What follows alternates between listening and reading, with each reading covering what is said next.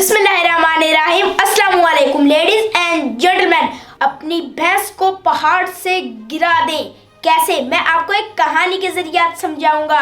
एक दफा का जिक्र है, एक बाबा जी सफर कर रहे होते हैं तो शाम का वक्त हो जाता है, जंगल होता है इर्द गिर्द सारा। तो बाबा जी ने कहीं सोना होता है, बाबा जी ने आराम करना होता है। तो बाबा जी के पास कोई जगह नहीं होती। वहीं पर बाबा जी को एक शख्स नजर आता है। बाबा जी उस शख्स से पूछते हैं कि क्या आप एक रात मुझे अपने घर में ठहराएंगे। तो शख्स कहता है ठीक है, आप मेरे घर में आज रात ठहर जाएं तो सुबह होते ही आप चले जाइएगा। बाबा जी चल पड़ते हैं उस शख्स के पीछे पीछे। तो बाबा जी उस शख्स के पीछे पीछे चलते जाते हैं तो रास्ते में उस शख्स का खेत आता है। बाबा जी उस शख्स का खेत देखते हैं तो उस शख्स से पूछते हैं कि क्या तुम इस खेत पर इतनी मेहनत नहीं करते। शख्स कहता है नहीं, ये खेत फारिग पड़ा हुआ है, इसे मैं कुछ भी नहीं करता। मेरे पास एक भैंस है, उसका बहुत ज़्यादा दूध होता है, आधा दूध मैं बेच देता हूँ और आधा दूध खुद पीने के लिए रख लेता हूँ और उसी से हमारा गुजर बसर हो रहा है, सही हमारी ज़िंदगी चल रही है। तो बाबा जी उसकी ये बात सुनकर हैरान हो जाते हैं, लेकिन बाबा जी चुप रहते हैं, उस शख्स को कुछ नहीं कहते। तो बाबा जी उसके घर चले जाते हैं। रात का टाइम हो जाता है, सब लोग सो जाते हैं। तो रात को बाबा जी अकेले उठते हैं, उस भैंस को खोलते हैं और आहिस्ता आहिस्ता भैंस को पहाड़ के ऊपर ले जाते हैं। ऊपर से भैंस को वो नीचे की जानिब धक्का देते हैं, भैंस नीचे गिरती है और हलाक हो जाती है।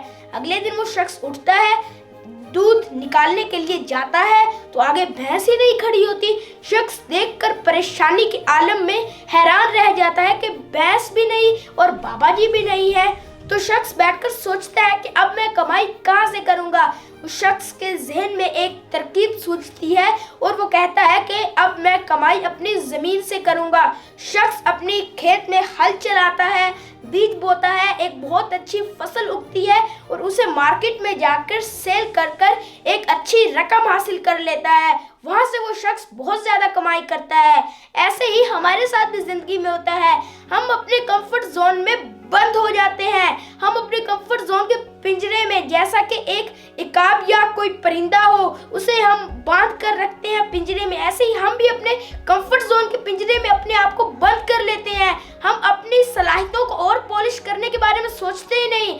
हम चैलेंजेस को कबूल करने से मना कर देते हैं। हम आउट ऑफ द बॉक्स सोच ही नहीं पाते। तो ये एक दीवार होती है जो हमारे मकसद के सामने खड़ी हो जाती है और हमें हमारे मकसद की जानिब बढ़ने से रोक देती है।